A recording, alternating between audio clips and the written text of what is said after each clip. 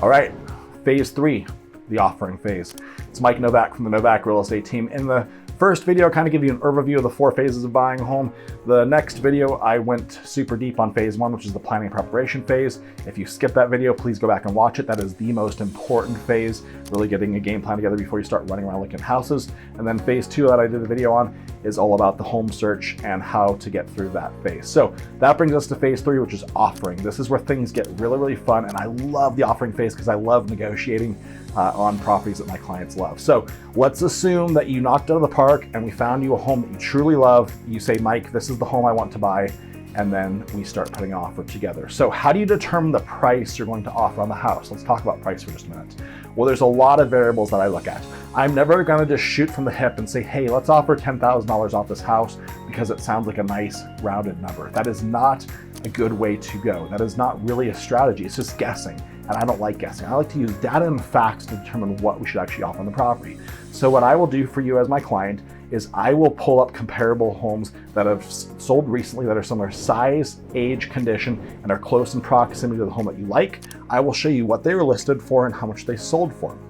That will give us a very good idea of where we think this home should be purchased at. So that's the same methodology that an appraiser will use when hired by your bank to determine the actual appraised value of the home. That's the exact same thing that they do. That's what I do as your agent for you. And I tell you from there what I think you should offer.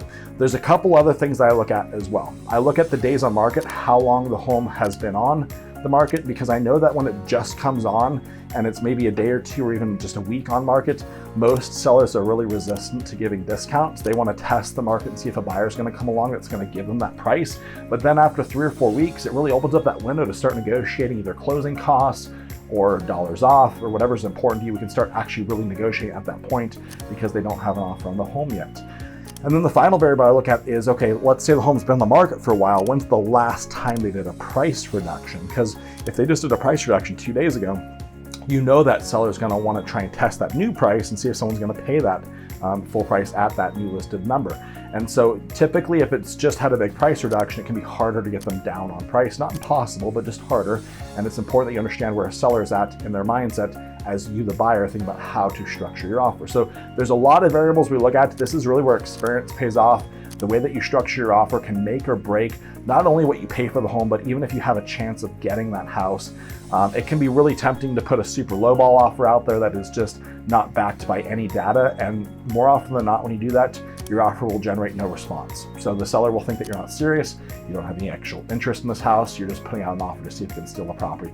That is not a good approach if you're serious about buying a home and if you truly love the house. Instead, look at the data and go where the data is going to encourage you to go and is going to show you what the number should be. And that gives you really good clarity on what you should offer. So at that point, I will put the offer together, I will write it myself, and I will submit it, and then I will negotiate back and forth with the listing agent. The listing agent represents the seller. I would be representing you as the buyer. And then if we get an agreement on price, terms, and conditions, that's called mutual acceptance in real estate. And at that point, nobody else can buy the home as long as you actually close on it. This is now a pending status like I talked about in the last video. So in the next one, the final video, phase 4, I'm going to talk about contract to close, what to expect after you get your offer accepted. Stay tuned for that.